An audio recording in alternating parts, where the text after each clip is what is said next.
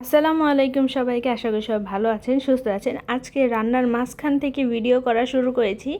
আজকে আমি মাছের মুড়িঘণ্ট রান্না করব, রুই মাছের মুড়িঘণ্ট।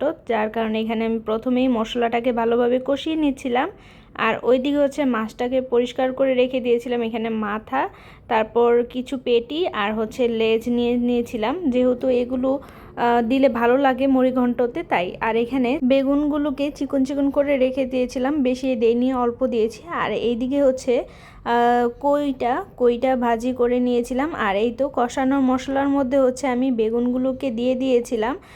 তো এখন আমি বেগুনের সাথে ভালোভাবে মিশিয়ে নেব, যেন কষানো মশলার সাথে ভালোভাবে মিশে যায়। তারপর কিছুক্ষণ ঢেকে রেখে কষানোর পর তারপর হচ্ছে আমি মাছটাকে দিয়ে দিব। তো এখানে আমি সবগুলোকে দিয়ে দিলাম। তারপর একটু বেগুনটা যখন নরম নরম হয়ে এসেছে, এই তো মশলার সাথে যখন পুরোপুরি মিশে গেছে কিন্তু এখনও একটু শক্ত রয়েছে, তখনই আমি মাছগুলো দিয়ে দেব। মাছ দিয়ে এখন মশলার সাথে ভালোভাবে আমি মিশিয়ে নেব প্রথমেই। আসলে এই মুড়িঘণ্টটা আমার খুবই পছন্দের। আমি বেশিরভাগ পাঙ্গাস মাছ দিয়ে বেশি পছন্দ করি, কিন্তু আমার জামাই আবার এগুলো খায় না। তার জন্য হচ্ছে রুই মাছ দিয়ে করছি। আমার আম্মু আমাকে প্রায়ই এটা বানিয়ে দিত, আমার প্রচণ্ড ভালো লাগতো। বাড়ি থাকতে তো আমি প্রায়ই খেতাম।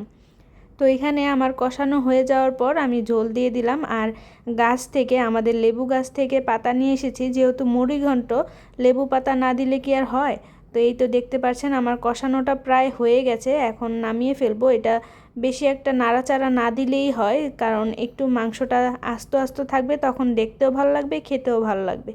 তারপর যখন প্রায় হয়ে এসেছে তখনই আমি লেবু পাতা দিয়ে দিলাম। লেবু পাতাটা অবশ্য যখন নামানো হয় তো তার একটু আগে দিতে হয়, না হলে তেতো হয়ে যাবে। যার কারণে আমি একটু আগেই দিয়ে এখন নাড়াচাড়া দিব।